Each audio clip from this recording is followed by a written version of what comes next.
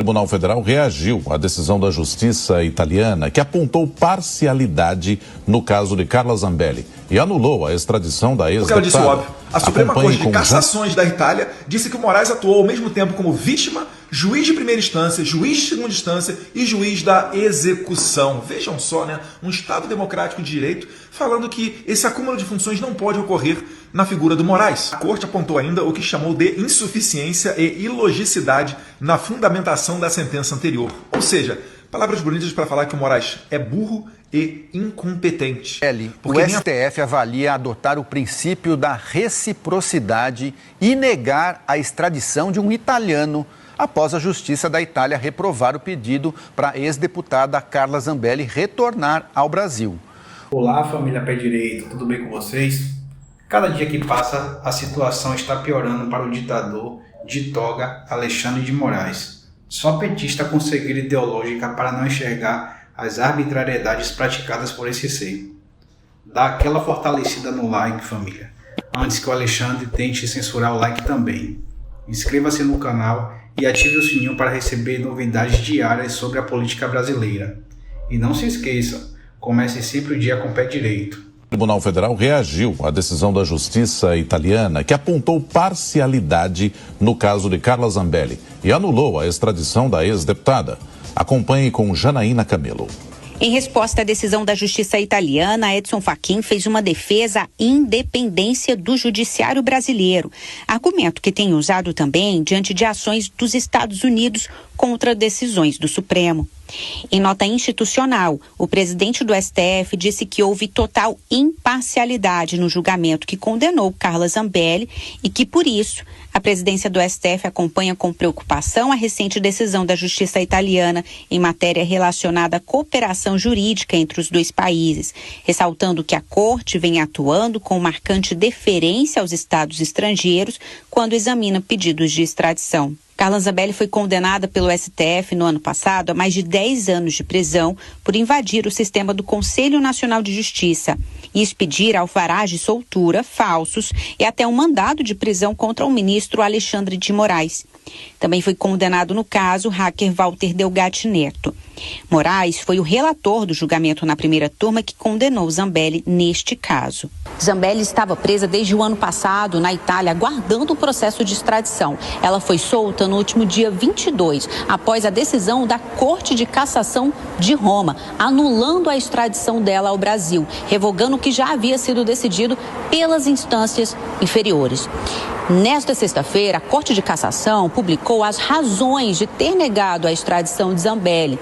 Entre elas, elementos que trazem dúvidas sobre a imparcialidade do ministro Alexandre de Moraes. Segundo a Justiça da Itália, ele teria sido, ao mesmo tempo, o juiz do caso e a vítima do ato criminoso. Dias antes da anulação por parte da Corte de Cassação, o ministro Alexandre de Moraes chegou a despachar ofícios para que os ministérios de Relações Exteriores e da Justiça preparassem as medidas cabíveis para a extradição de Zambelli. A determinação na época foi tomada após o STF ser avisado da decisão da Corte de Apelação de Roma, a segunda instância, pela extradição de Zambelli ao Brasil. Na ocasião, a decisão tomada por Moraes foi classificada pelos advogados da deputada cassada como precipitada e desrespeitosa à justiça italiana, já que ainda cabia recurso à última instância. Mais um dia muito ruim para o Moraes. Justiça da Itália absolve Zambelli e critica acúmulo de funções de Moraes. Veja bem, não é que nega a extradição, ela absolveu a Carla Zambelli. E por quê?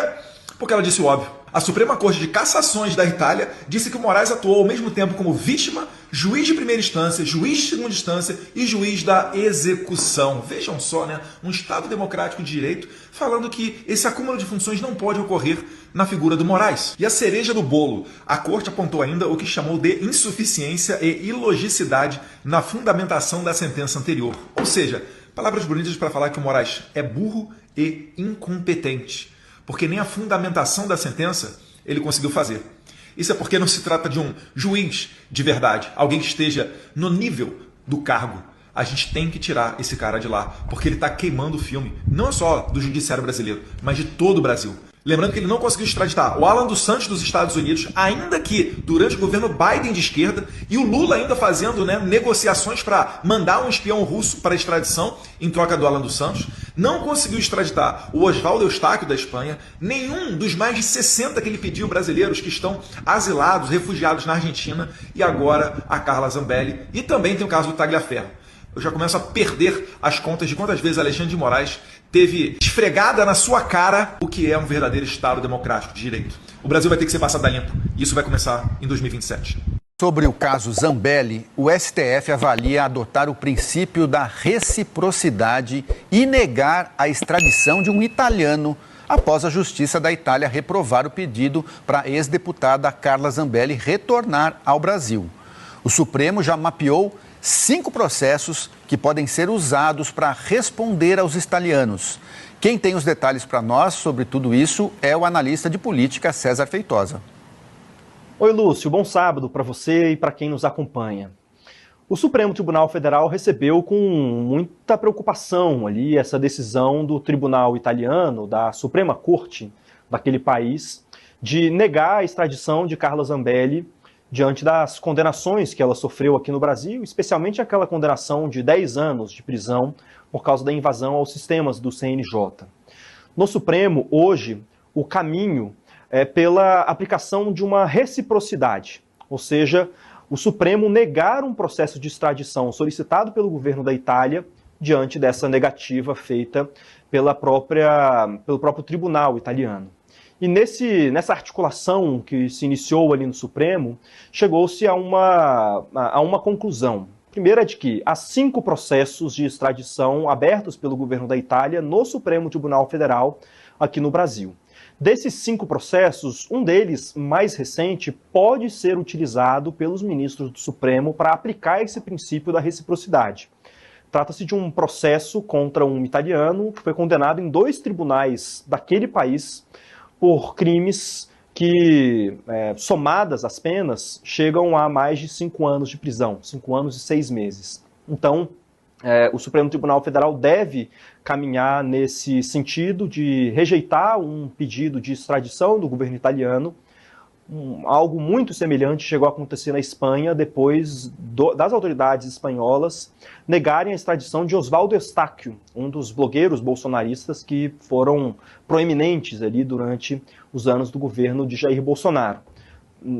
Em uma resposta a aquela negativa, as autoridades brasileiras no Supremo Tribunal Federal também negaram a extradição de um espanhol que foi condenado e que estava aqui no Brasil. Então esse deve ser o mesmo caminho. Fala, família! Curtiu nosso conteúdo? Então assistam mais vídeos do canal, se inscrevam e ativem o sininho. Abraços!